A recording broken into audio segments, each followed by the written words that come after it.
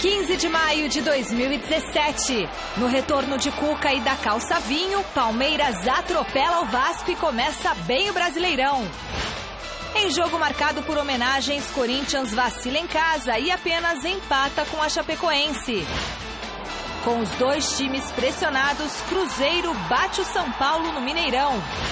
Em jogo de 5 gols, Fluminense vence o Santos no Maracanã.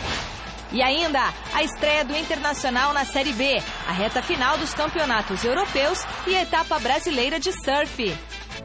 Olá, boa noite! Assim como na campanha vitoriosa do ano passado, o Palmeiras estreou no Campeonato Brasileiro goleando por 4-0 no Allianz Parque. O rival de ontem foi o Vasco da Gama, que não conseguiu impor muita resistência ao ataque do time de Cuca. Aliás, falando nele, até a Calça Vinho esteve presente no retorno do treinador ao comando do Verdão. Acompanhe como foi esse jogo na narração de Vinícius. Ainda o Palmeiras com o Dudu. Abertura na ponta com o Jean. Vem o cruzamento, desvio. A bola tá viva no meio da área. William chegou no Dudu, caiu a pênalti. Pênalti para o Palmeiras.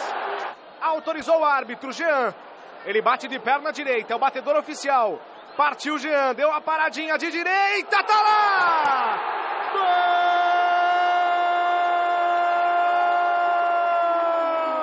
Gol! Jean, gol do Palmeiras! No fundo com o Jean, a condição é legal, ele de perna direita, Martin Silva soltou, olha o Guerra! Tá lá, gol!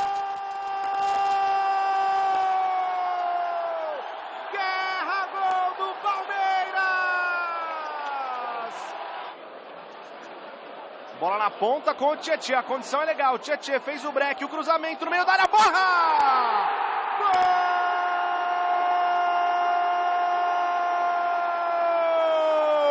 E é de Miguel Borja! Gol do Palmeiras! Dudu passou como quis. De novo ele, passou mais uma vez, pênalti. Mais um pênalti para o Palmeiras. O Dudu bagunçou com a vida do Jomar. 34 minutos. Pênalti para o Palmeiras. Lá vai Borja contra o Martin Silva. Partiu Borja. Tá!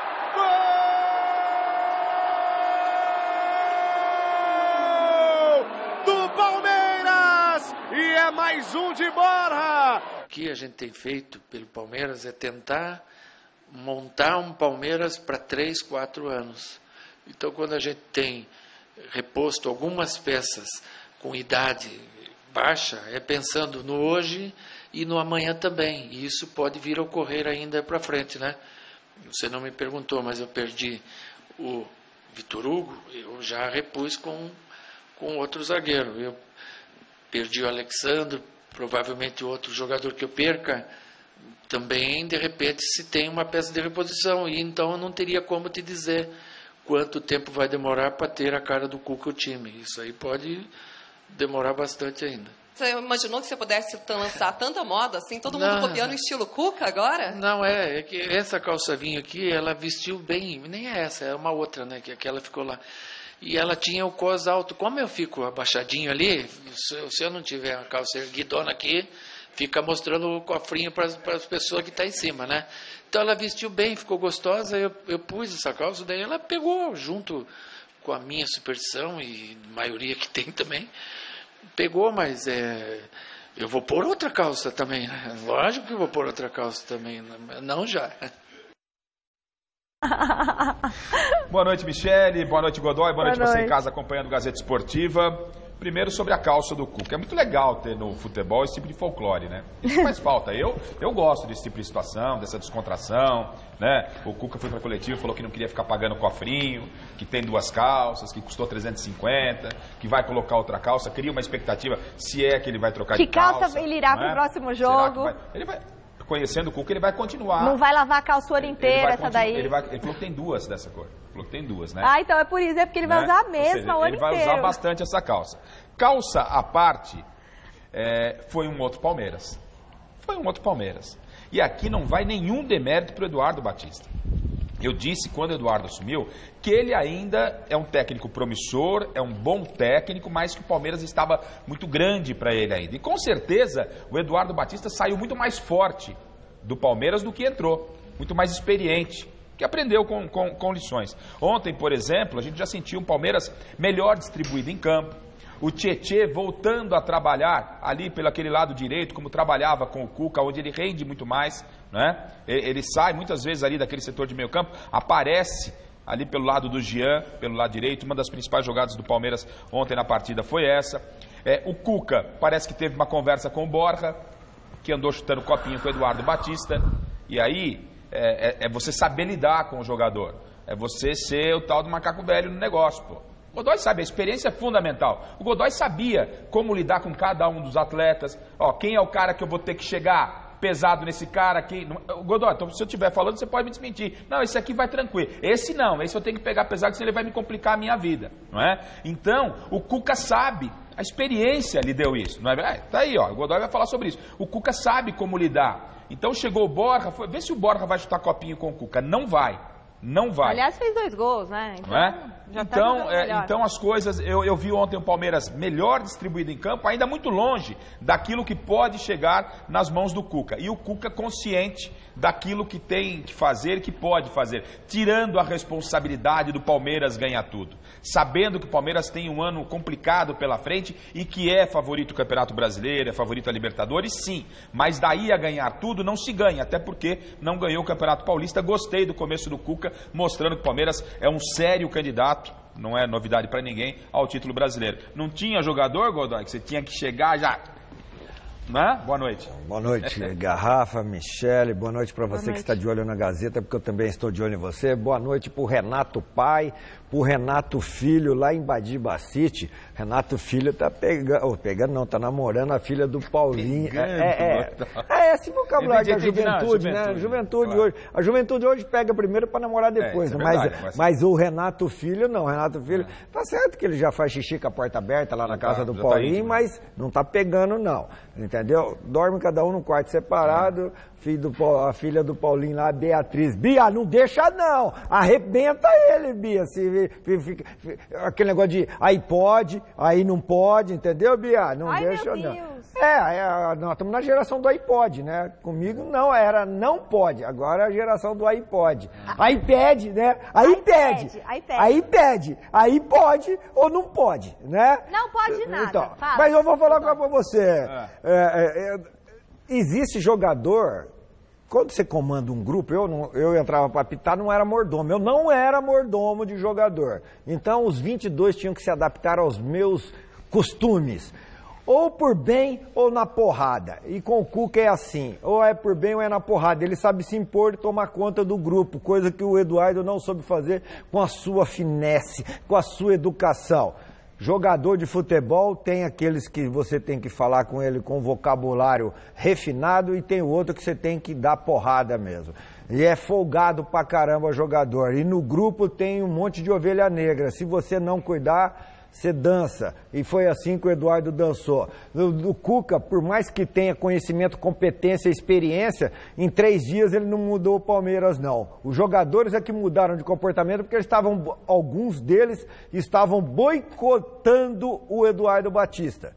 A verdade é essa. Aí chegou o seu Cuca e os jogadores que queriam jogar da maneira que jogavam com o Cuca, ficaram bem pra caramba. Tietê voltou a jogar bem, Dudu joga bem, né? Então a gente percebia nitidamente que havia uma má vontade tremenda. E, ô Cuca, você que quase não gosta de dinheiro, porra, solta a calça vinho aí personalizada com o embleminha do Palmeiras, que você vai deitar e rolar. Se quiser, eu tenho quem faz as calças pra você, viu, Cuca? O Denis faz as calças para você aí. Muito bem. A enquete de hoje é ainda sobre ele, o Cuca. A gente quer saber, com a volta do treinador, o Palmeiras passa a ser o favorito para a conquista do Campeonato Brasileiro?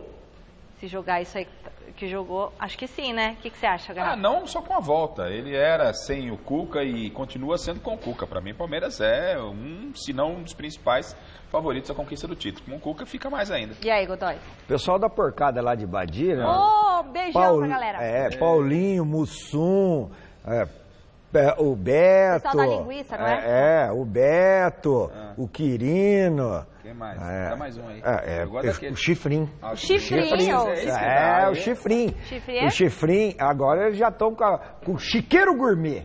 Lá em Rio Preto agora é Chiqueiro Gourmet. Lá em Badibacite é porcada. Ó, o negócio é o seguinte. Palmeiras é obrigado a ser finalista em todas as competições que eles tiverem. Obrigado a ser finalista. Se vai ganhar é outra coisa, mas é obrigado a ser finalista. Se não for finalista, pode mandar embora. Muito bem. Seguinte, temos visita aqui no estúdio. A Marina está aqui, aniversariante do dia, é isso? A Marina está aqui, filha da Denise Villemaier. Villemaier, fala. Villemaier. Oi, corintiana. Vem dizer que nós vamos ter aumento. Filha da Denise, tá com o namorado aqui. Gente, muita aí saúde e felicidade pra você. Viu? Aí pode? Fica quieto, Godoy, a mãe dela tá lá. A mãe deixou. Aí pode? Aí pede. Aí pede. Eita, e aí não pode. Tem que pedir. Não vai folgar lá, não. Cartão vermelho pra você. Não vai folgar lá, não, hein, ó. No confronto entre o atual campeão paulista e o campeão catarinense, a Chapecoense conseguiu um importante ponto no empate com o Coringão dentro da arena em Itaquera. Veja na reportagem do Alexandre Silvestre. Homenagem discreta, incompleta, porém bonita e tocante do Corinthians para com a Chapecoense. O primeiro encontro dos dois times após o acidente é marcado por boa intenção, sensibilidade e gafe. Se não a troca de faixas na entrada das equipes campeãs estaduais, como previsto, porque o anfitrião que confeccionou as da Chape esqueceu de trazer as próprias. A intenção é o que vale. Não deu para fazê-la, quem sabe em Chapecó, quando eles estiverem lá, a gente possa fazer isso. Ao menos as outras, com escudos das duas agremiações e frase cheia de simbolismo, espalham tolerância para muitas das 31 mil pessoas na arena. É legal, porque pega uma parte do hino, né, pra colocar. Uma parte do hino eternamente dentro dos nossos corações.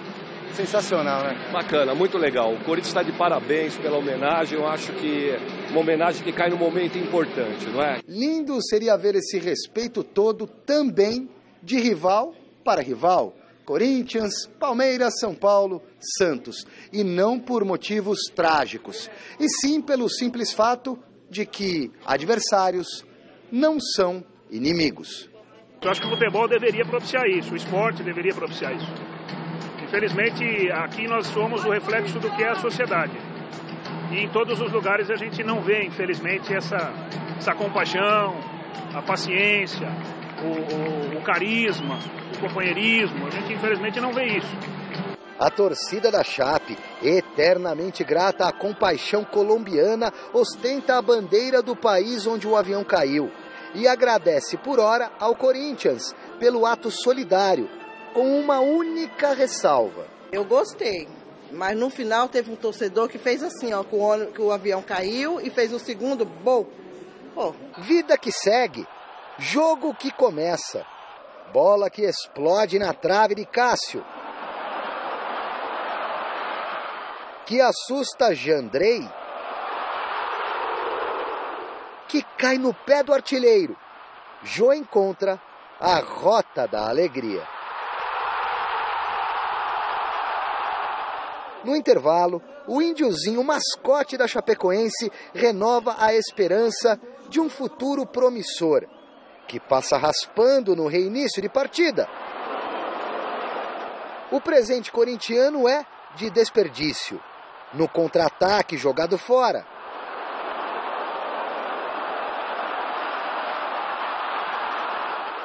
No belo chute de Rodriguinho. Quem não faz, castigo com requintes de crueldade. Wellington Paulista decola para o empate.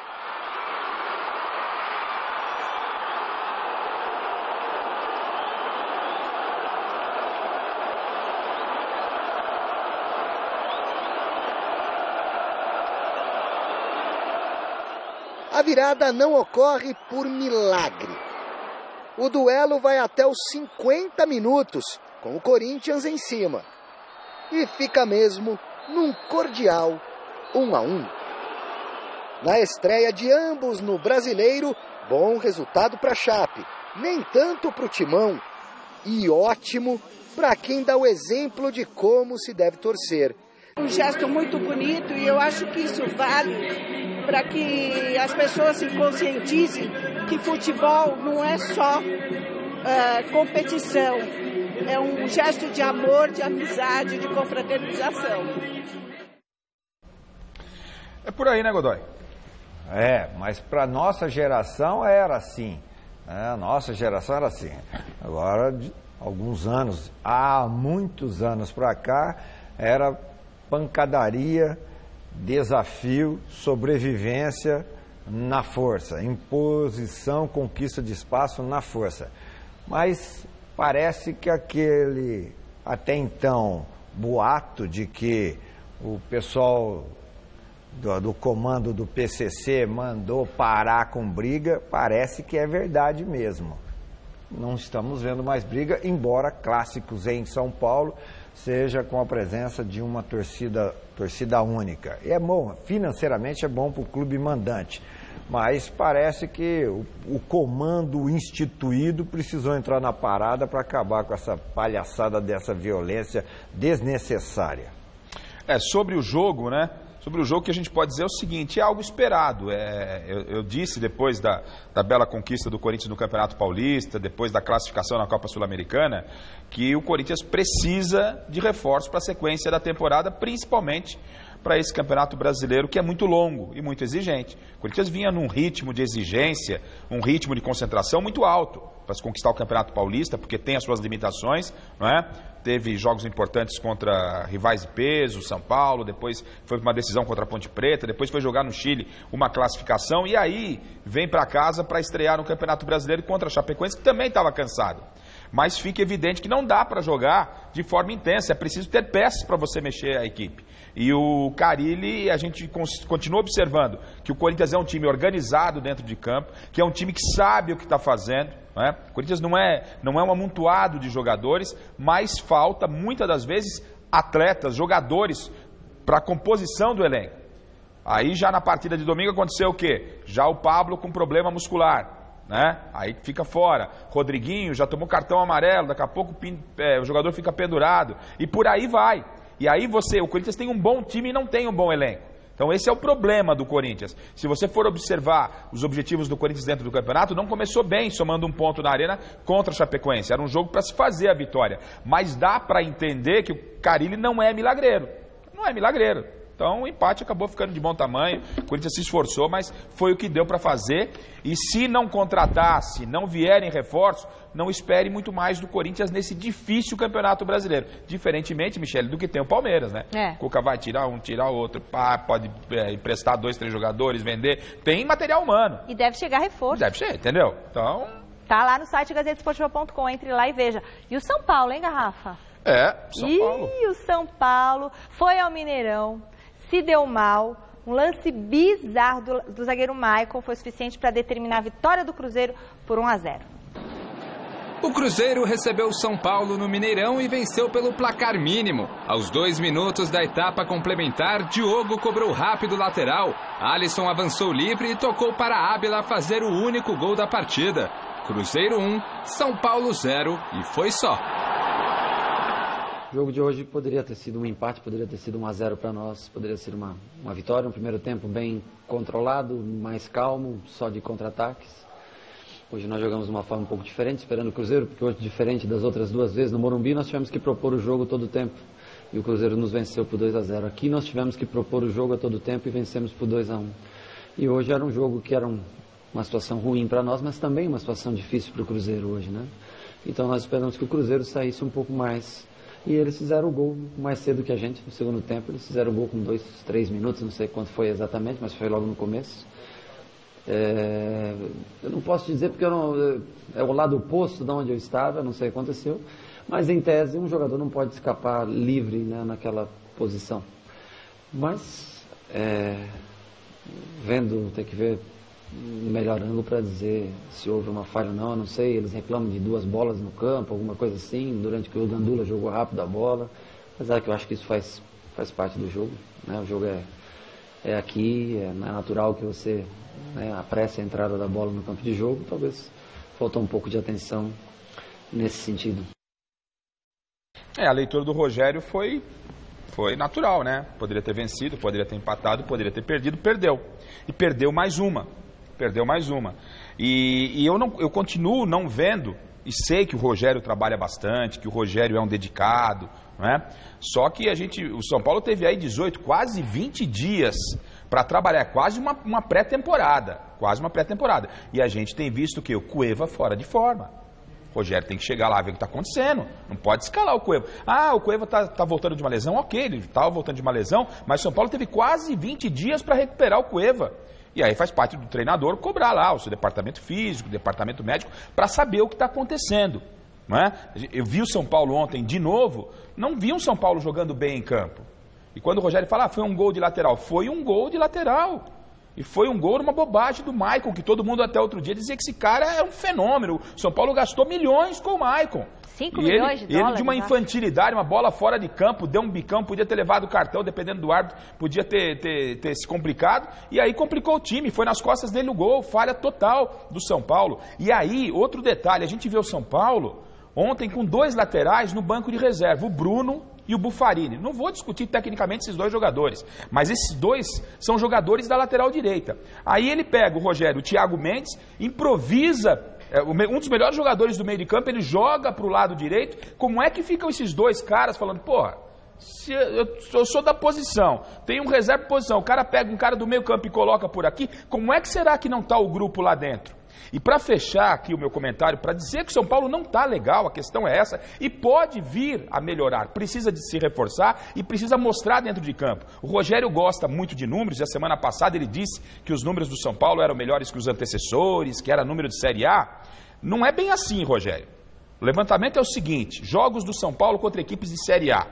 9 jogos, 3 vitórias, 2 empates e 4 derrotas. O ataque marcou 12 contra times de Série A e sofreu 14, saldo negativo de -2. Aproveitamento, Rogério, já que você gosta tanto de números, também fui dar uma estudada aqui. Aproveitamento de 40% contra equipes da Série A.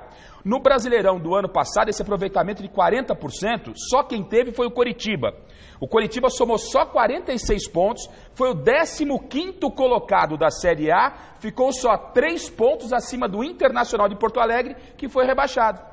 Então, Rogério, já que você gosta tanto de avaliar números, vamos avaliar os números reais. Esses são os números contra adversários da Série A. Não adianta ganhar do Audax, do PSTC e falar que teve melhor desempenho, aproveitamento que os antecessores e que o aproveitamento é para ser campeão da Série A. O aproveitamento hoje é para 15º colocado, 40% de aproveitamento. Com o elenco que o São Paulo tem hoje, é muito pouco. O São Paulo precisa melhorar. O São Paulo precisa melhorar tecnicamente, taticamente e burramente. Mas não existe esse termo, né? Mas precisa ser menos burro, mais inteligente. Mas jogador de futebol faz questão de ser burro, não é? Ser burro. E fica milionário burro. Isso é que é legal do futebol, né?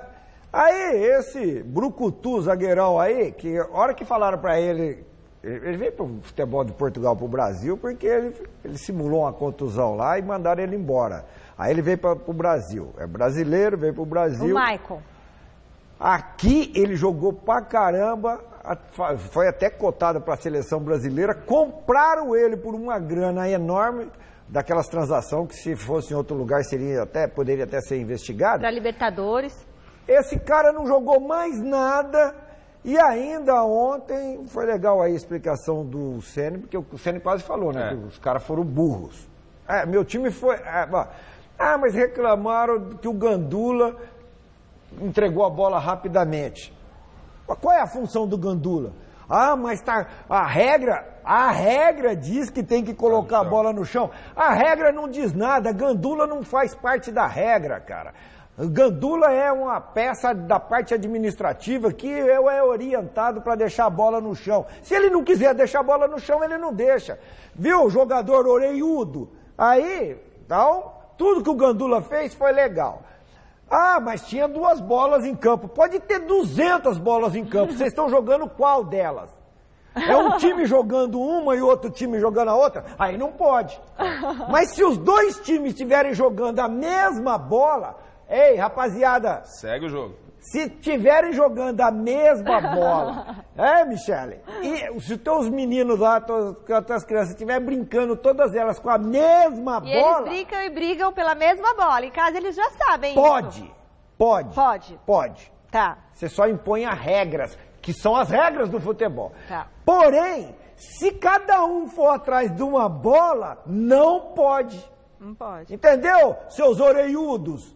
É simples ou é muito difícil? Se fosse muito difícil, vocês não jogavam bola, vocês estavam em outra profissão. Mas no futebol não exige QI. Exige muito mais quem indica do que QI de quociente de inteligência. É isso, não é? Carimba. Aqui, ó. Carimba que é burrice plena e total. Quem também tropeçou na estreia do Brasileirão foi o Santos. Foi ao Maracanã, perdeu do Flu por 3-2. Veja os gols. O Fluminense recebeu o Santos no Maracanã e saiu na frente com Henrique Dourado logo aos 3 minutos de partida, após boa jogada de Léo pela esquerda. O Santos chegou ao empate também aproveitando o cruzamento. Aos 38, Bruno Henrique cruzou na medida para Vitor Ferraz deixar tudo igual, 1-1. Ainda nos acréscimos da primeira etapa, Henrique Dourado foi tocado por Jean Mota na área e o juiz marcou pênalti. O próprio Henrique Dourado foi para a cobrança e colocou o Fluminense mais uma vez em vantagem, 2-1. Aos 12 do segundo tempo, o Wendel tocou para Sornosa na entrada da área bater com categoria, sem chance para Vanderlei, 3-1 Fluminense. O Santos esboçou uma reação no final da partida com Vladimir Hernandes aproveitando o rebote de Cavalieri, mas parou por aí. Fluminense 3, Santos 2, placar final.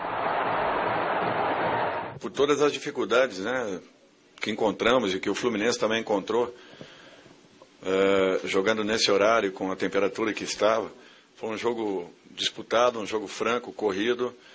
Eu acho que o Santos, em momento nenhum, teve a partida a seu caráter em razão de...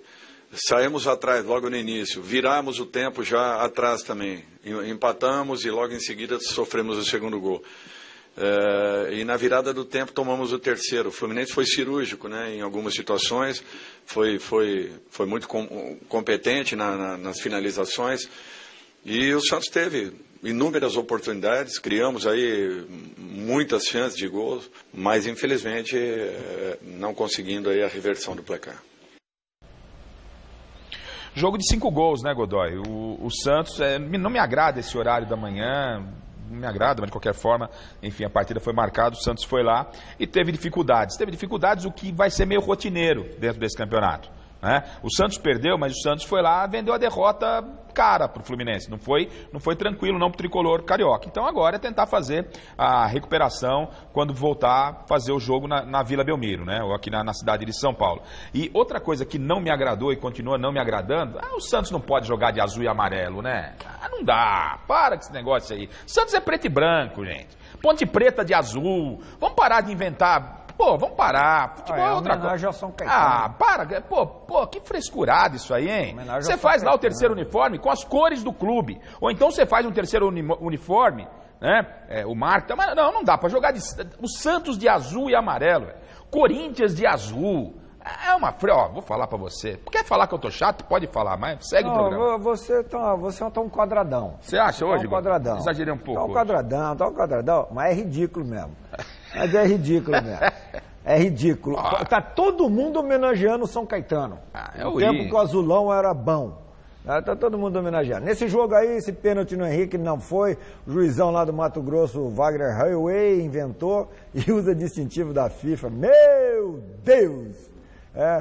E também teve um lance aí que o Diego Cavalieri tocou a bola fora da área com a mão, mas era um lance muito mais difícil para ser visto e com precisão, porque o assistente que deveria ver, estava na linha do impedimento. Quando sai o lançamento, a velocidade da bola é maior do que a velocidade dele, a velocidade bípede dele. E aí não teve jeito de chegar lá e ver que o Diego Cavalieri tocou a bola fora, teria que marcar falta fora da área, cartão amarelo. E se nesse toque o Diego Cavalieri tivesse impedido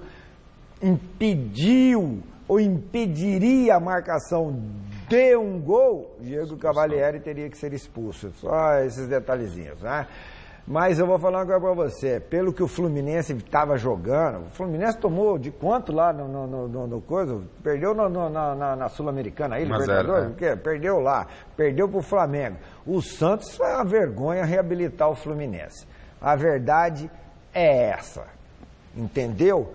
Para desespero do meu amigo Henrique Melo, o Boca, publicitário santista. Tá certo. Bom, a primeira rodada da Série A termina nesta noite com o duelo entre Coritiba e Atlético Goianiense no Couto Pereira. Ontem, lá na ressacada, Avaí e Vitória não saíram do 0-0. Apesar desse empate sem gols, o que não faltou nesse final de semana foi a rede balançando. Flamengo e Atlético Mineiro fizeram a abertura do Brasileirão 2017 este sábado no Maracanã e o rubro-negro marcou o primeiro gol da competição na tentativa de cruzamento de Matheus Sávio, aos 23 minutos de partida. O Galo chegou ao empate com Elias aos 13 da etapa complementar, após boa jogada de Robinho e Fred, mas ficou nisso, Flamengo 1, Atlético Mineiro também 1. A Ponte Preta recebeu o Sport em Campinas e saiu na frente com Luca aos 39 minutos de jogo. 5 minutos mais tarde, João Lucas cruzou e Nino Paraíba apareceu na área para ampliar a vantagem da Macaca, 2-0 Ponte. Aos 26 do segundo tempo, a bola tocou no braço de Evandro e o juiz apontou a penalidade. Cleison bateu com categoria, 3-0 Ponte. E nos acréscimos, Nino Paraíba avançou livre pela direita e cruzou para Cleison definir o placar no Moisés Lucarelli. Ponte Preta 4, Sport 0. O Bahia recebeu o Atlético Paranaense na Fonte Nova e começou tomando um susto com Guilherme, colocando o Furacão na frente aos 14 minutos de jogo. Aos 33, Thiago apareceu livre na cobrança de escanteio e deixou tudo igual. Mas os visitantes ficaram novamente em vantagem aos 37 com o Marcão, que precisou chutar 2 vezes para superar o goleiro Jean. Mal deu tempo para comemorar. 2 minutos mais tarde, Zé Rafael avançou livre e foi travado na primeira tentativa, mas na segunda encobriu Everton para empatar mais uma vez o confronto. O Furacão sentiu o golpe e levou a virada 2 minutos mais tarde. Alione tocou para Regis bater colocado e fazer 3-2. Logo em seguida foi a vez de Edgar Júnior avançar livre e bater cruzado, 4-2 Bahia. E nos acréscimos do primeiro tempo, mais uma assistência de Alione para Regis invadir a área e tocar por cima na saída de Everton. 5-2 só no primeiro tempo. Ainda teve mais. Aos 26 da segunda etapa, Edson aproveitou o cruzamento e o vacilo da zaga adversária para fechar a conta em Salvador. Bahia 6, Atlético Paranaense 2. Em uma noite inspirada de Ramiro, o Grêmio começou bem a caminhada no Brasileirão. Ele marcou os 2 gols da vitória diante do Botafogo e garantiu o triunfo do tricolor gaúcho, 2-0. Fica claro e evidente o equilíbrio do Campeonato Brasileiro, né? Se eu não estiver errado, acho que nenhum visitante obteve vitória. No máximo empate, jogando fora de casa, né? Então, ou seja, os mandantes fizeram a lição de casa, exceção feita aqueles que empataram.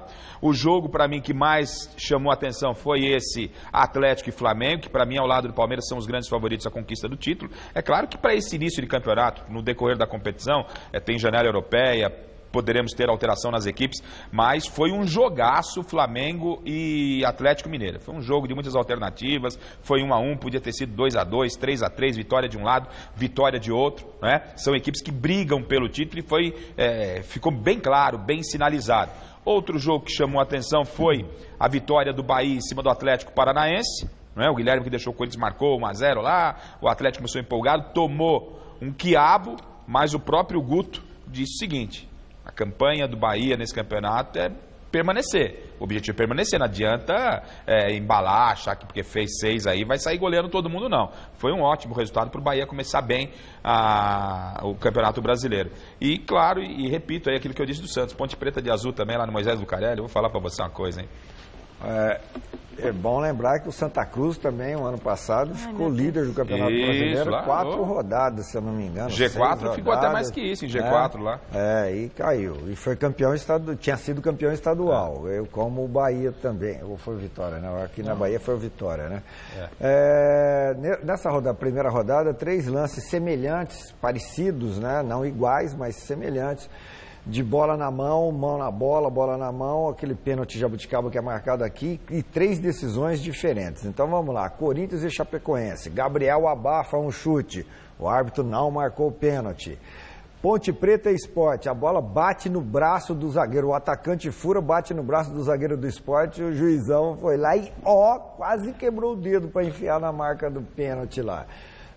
E Grêmio e Botafogo, o Ramiro, deram o gol pro Ramiro, mas o Ramiro chutou, a bola bate no braço do Luan e muda a trajetória da bola, entrou, deram o gol pro Ramiro, mas o gol seria do Luan, porque o último toque foi do Luan, mesmo com o braço, com a mão, involuntário. Então são interpretações distintas para lances semelhantes de bola na mão ou mão na bola. E aí mostra mais ou menos o que a gente vai ter, mostra o que nós teremos no Campeonato Brasileiro. Se na primeira rodada foi assim, imagina mais 37, o que vão chorar de arbitragem, mas os dirigentes gostam, porque se não gostassem, eles não votariam no Marco Polo, não deixariam o Sérgio Correia lá e nem pediriam para o Coronel Marinho ter ido para lá, né? Querer esperar o quê? A bola também rolou pela primeira rodada do Campeonato Brasileiro da Série B. Apenas 2 jogos terminaram em 0-0. Foram nos confrontos entre Náutico e América Mineiro e ABC e Paraná. Em Santa Catarina, o Santa Cruz venceu o Criciúma 2-1. Veja os gols dos outros jogos. CRB e Ceará se enfrentaram no estádio Rei Pelé e o time da casa levou a melhor na partida. Neto Baiano fez o gol da vitória dos alagoanos, 1-0. O Guarani estreou bem na Série B contra o Brasil de Pelotas. Eliandro marcou um gol em cada tempo e assegurou os 3 pontos à equipe de Campinas, 2-0. No sul do país, o Juventude teve trabalho diante do Luverdense. Depois do gol de Alaor, o time gaúcho foi buscar o resultado e conseguiu, com 2 gols de Thiago Marques aos 21 e aos 35 do segundo tempo. 2-1 Juventude.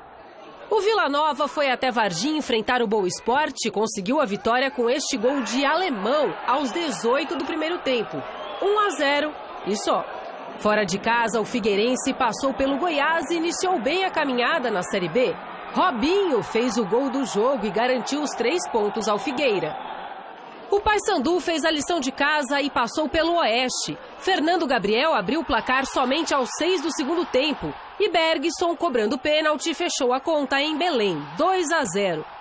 O Internacional estreou na segunda divisão com uma bela vitória diante do Londrina fora de casa.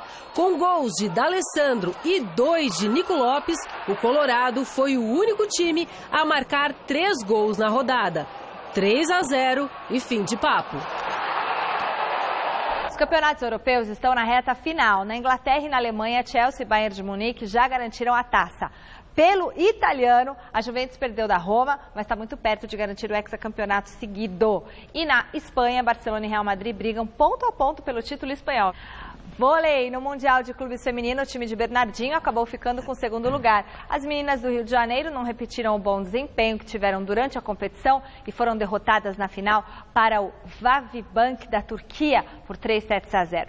O outro time brasileiro na competição era o Osasco, que na disputa do 5º lugar também foi derrotado. As algozes das brasileiras foram as russas do Dinamo Moscou, que levaram a partida por 3-1. Vamos falar de surf agora. A etapa do Mundial de Surf segue rolando no Rio de Janeiro e apenas 4 brasileiros seguem na briga pelo título. Confira. O final de semana foi de muito surf na praia de Itaúna, onde acontece o Rio Pro, etapa brasileira do Mundial de Surf. Dos 12 surfistas que seguem vivos na competição, 4 são brasileiros. Adriano de Souza, o mineirinho, é o único que já está garantido nas quartas de finais. No round 4, ele venceu uma acirrada bateria contra os compatriotas Gabriel Medina e o Igor Dantas, que vão disputar a repescagem. Agora, o Igor encara o australiano Joel Parkinson e Medina decide vaga contra o jovem promissor Iago Dora, que venceu ninguém menos do que o líder do ranking mundial, John Florence, no round 3. A próxima chamada para a competição acontece amanhã, às 7 horas da manhã. E voltamos a falar do São Paulo, que depois da derrota para o Cruzeiro por 1-0, só vai entrar em campo novamente na próxima segunda-feira contra o Avaí no Morumbi. Será que esse período vai ser bom para o São Paulo? O repórter Alexandre Silvestre esteve no CT da Barra Funda acompanhando a segunda-feira do Tricolor. Rogério Ceni segue preparando o time, quebrando a cabeça para tentar acertar finalmente esse time do São Paulo, que vem colecionando insucessos na temporada, foi eliminado no Campeonato Paulista, desclassificado das Copas do Brasil e Sul-Americana e que estreou ontem no Brasileiro com derrota em Minas, no Mineirão, frente ao Cruzeiro. Porém, terá 2 chances de buscar a reabilitação com partidas dentro de casa consecutivas. Na próxima segunda-feira, recebe o Avaí e não neste domingo, e sim no próximo, tem o clássico contra o Palmeiras. Vamos ver o que tem a dizer o zagueiro Rodrigo Caio, o personagem do dia aqui no CT da Barra Funda. O que está acontecendo com o São Paulo? Mais um erro defensivo, o time parece que perdeu a confiança, aquela pegada do início do ano. Não parece que perdeu a confiança, né? Resultados negativos faz com que o time perca a confiança, e eu acho que a única forma da gente mudar isso é trabalhar. Temos mais uma semana cheia para trabalhar, para a gente mudar essa situação. Só nós mesmos conseguimos mudar essa situação. O futebol são momentos e infelizmente hoje o momento não é bom para nós. E aí vem muita gente falando, o clima tá ruim, o clima tá rachado, o Rogério não tá conseguindo controlar o grupo, o Rogério tá isso, tá aquilo. Não tem nada disso. Não tem nada disso e eu falo com toda a sinceridade do mundo. A gente vem, trabalha, se dedica, o Rogério deixa a vida dele aqui dentro, como ele sempre deixou. Nós jogadores tentamos de todas as formas, em todos os jogos. Se vocês forem ver, em todos os jogos a gente deu sempre o nosso melhor. Infelizmente as coisas não estão dando certo, mas uma hora as coisas vão mudar. Por quê? Porque a gente trabalha, a gente se dedica para isso. E eu tenho certeza que segunda-feira a gente vai dar a volta por cima. A gente vai vencer o jogo, a gente vai recuperar um pouco da confiança. Logo em seguida temos um clássico dentro do nosso Morumbi, dentro da nossa casa, e a gente vai conseguir vencer também.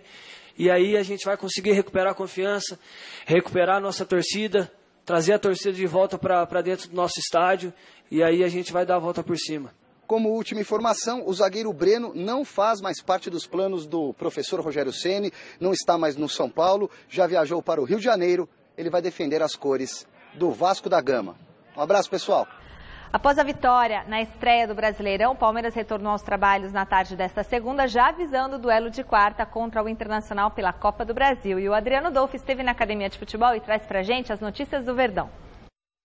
Na reapresentação do Palmeiras, apenas os jogadores que não atuaram nos 90 minutos da estreia no Campeonato Brasileiro vieram para o gramado. Os demais, incluindo o atacante Borja, autor de 2 gols na goleada de 4-0 sobre o Vasco da Gama, fizeram apenas um trabalho regenerativo. Borja, aliás, esteve na entrevista coletiva e falou sobre esse início de trabalho com o técnico Cuca aqui no Palmeiras.